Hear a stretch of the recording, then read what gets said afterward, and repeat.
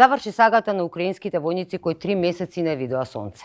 По 80 дена под земја, без храна и само со техничка вода за пиење, и последниот бранител го крена белото знаменце.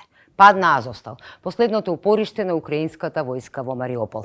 Сите објекти и подземни и надземни во фабриката Азовстал сега се под директна контрола на руските сили, изјави министерот за одбрана на Русија. Заедно со последната група од 531 милитант, вкупно се предале 2439 војници. Одбивањето да се предадат криејки се во подземните тунели ги направи символ на украинскиот отпор. Но во ова не им помогна тактиката или храброста, туку самата фабрика Азовстал. Мариупол е главно пристаниште во Азовското море. Во него се сместени 4 од најголемите челичарници во Украина. Азовстал е најголемата од нив. Се простега на површина од 11 квадратни километри, изградена е во советско време. Во тоа време тука се изградени 40 фабрики и над 80 хали. Имало и посебен простор кој што бил наменет за вработените. Се вели дека имало околу домови за околу 12.000 вработени. Имало и училишта, болници и паркови. Изградена е во 30-тите години токму на оваа локација затоа што Азовстал е природна тврдина. Од 3 страни е опколена со вода. Од едната страна е Азовското море, а од другата реката Калмиус. Но освен тоа, што е огромна над земјата, Азовстал е уникатен по тоа што има огромни простори под земјата. Во Азовстал постои мрежа од тунели долги 24 километри, а длабоки 30 метри. Според информациите, влезовите во овие тунели се така тактички сокриени позади печките за леење челитки, тоа има возможност на украинските војници да излегуваат на површината, да ги напаѓаат руските војници и повторно се закопаат длабоко во земја. Според информациите, разликата помеѓу таванот од првиот кат и површината е дури 8 метри. Информациите велат дека постојат 6 ката. На првиот кат постои тунел за возови. Дури има информација и дека фабриката Азовстал е поврзана со комуникацијски тунел директно со фабриката Илич, која што се наоѓа од далечина на 5 километри преку реката Калмиус. Информациите понатаму велат дека цивилите сега се криеле од 2-тиот до 4-тиот кат.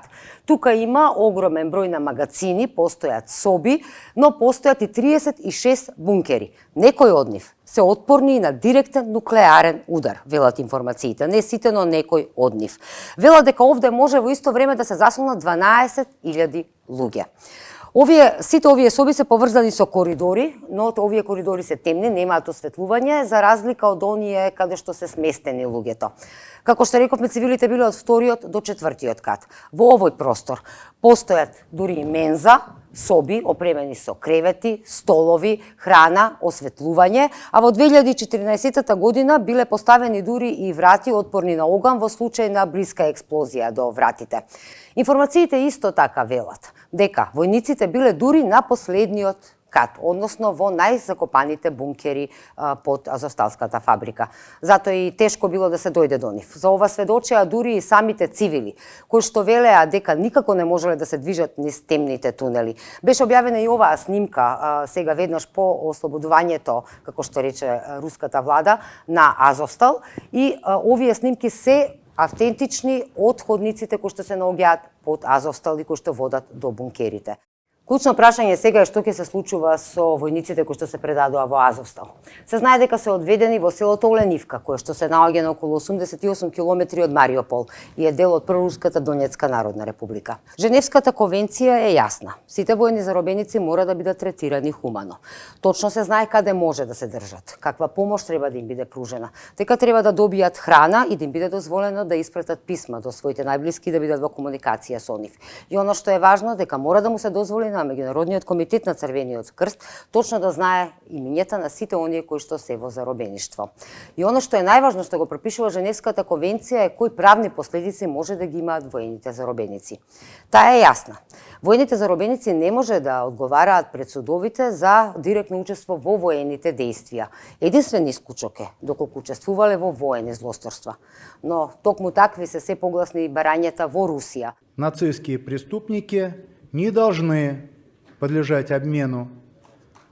Это военные преступники, и мы должны делать все для того, чтобы они предстали перед судом. Фабриката Азовстал сега е комплетно уништена. Прашање е што ќе се случува со овој огромен комплекс. Сега е во собственост на компанијата Метинвест, на најбогатиот украинец Ахметов.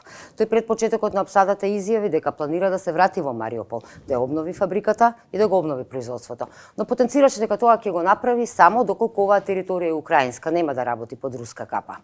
Но сега за сега, како стојат работите, Азовстал е во руски раце, а те имаат други планови. Според лидерот на Донецка народна република, можно е оваа фабрика и комплетно да се урне. Има некои информации дека може да биде технолошки парк или туристички комплекс. Фабриката Иличке продолжи со производството, но фабриката Азовстал ќе се урне и на нејзино место ќе се изгради нешто друго, изјави Пушилин во март.